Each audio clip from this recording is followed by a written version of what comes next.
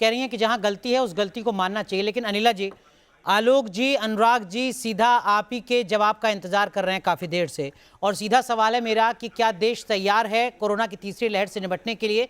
क्या कुछ तैयारी केंद्र सरकार के स्तर पर, उन राज्यों के स्तर पर जहां आप सत्ता में हैं, और चुनावी रैलियों को लेकर एक गाइडलाइन क्यों नहीं जारी की जाती है केंद्र सरकार के स्तर पर या राज्य सरकारों के स्तर पर भी, जहां जहां आप सत्ता में हैं?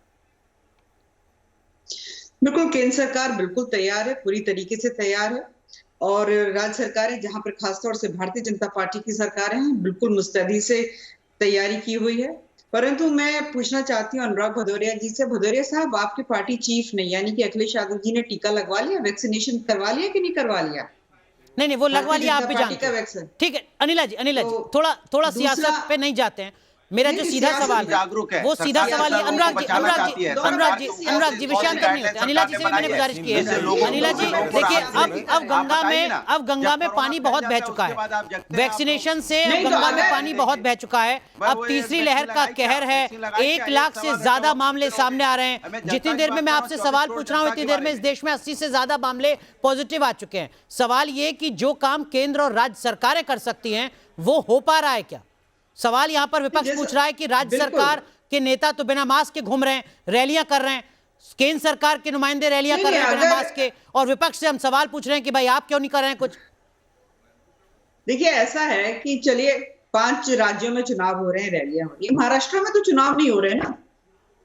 बिल्कुल, जिसको कहते हैं डिस्टिंक्शन मार्क्स जैसे आते हैं ना, सबसे ज्यादा सबसे आगे महाराष्ट्र में इतने केसेस क्यों आ रहे हैं साहब? राजस्थान में इतने केसेस क्यों आ रहे हैं? इसका उत्तर देगी कांग्रेस पार्टी? तब तो चुप लगा के बैठ जाते हैं। मैं ये कहती हूं कि कोरोना जो है वो किसी एक राजनीतिक दल का नहीं है, परंतु अगर ये मेरे ऊपर या मेरे राजनीतिक दल पर या हमारी सरकारों के ऊपर उंगली उठाएंगे तो इनको आईना दिखाना भी मेरा कर्तव्य होता है। नहीं, केवल ये आईना नहीं दिखा रहे हैं, ये तो आपसे दिशा निर्देश भी चाह रहे हैं। ये तो आपसे चाह रहे हैं कि चूंकि आप सत्ता में बैठे हुए हैं तो कृपया करके रास्ता दिखाइए, आगे क्या कुछ करना है ये बताइए। आप जो गाइडलाइन जारी करेंगे वो ये भी मानेंगे। उत्तर प्रदेश में कोविड फैल रहा है, आपने क्या रास्ता रोकना जानते हैं? क्या गाइडलाइन बनाई बताइए ना उत्तर प्रदेश के लोगों के लिए, रास्ता रोकना बताइए ना। दूसरे में महाराष्ट्र भाग जाते हैं, राजस्थान भाग जाते हैं, उत्तर प्रदेश के बारे में बताओ ना। उत्तर प्रदेश में सरकार आपकी है, योगी जी ने क्या गाइडलाइन बनाई है यहाँ पे लोगों को बचाने के लिए?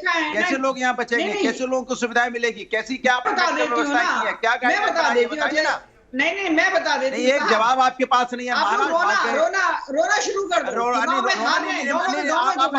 बुरी तरीके से हार रहे हैं, रोना शुरू कर दो। 150 करोड़ से ज्यादा जो है वैक्सीन लग चुके हैं।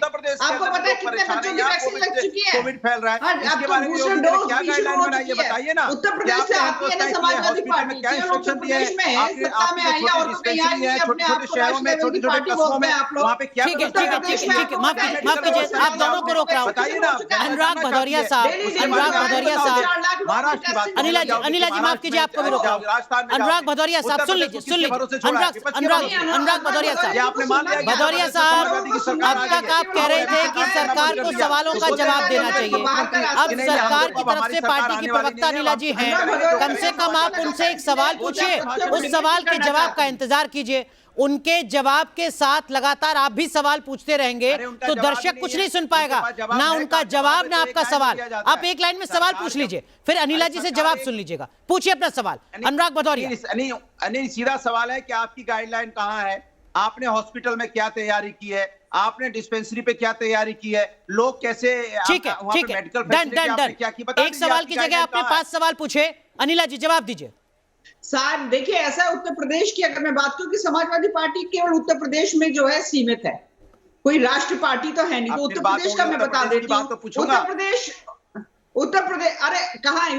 केवल यूपी में एक आधा जो आपके जो मुंबई वाले हैं ना, बहुत उनका छोड़ दीजिए, फिर बोलने लगे। अरे आप बताओ, उत्तर प्रदेश तक सीमित है। अरे सर, किसी को तो बोलने दीजिए। राष्ट्रीय पार्टी अनुराग जी, किसी को तो बोलने दीजिए।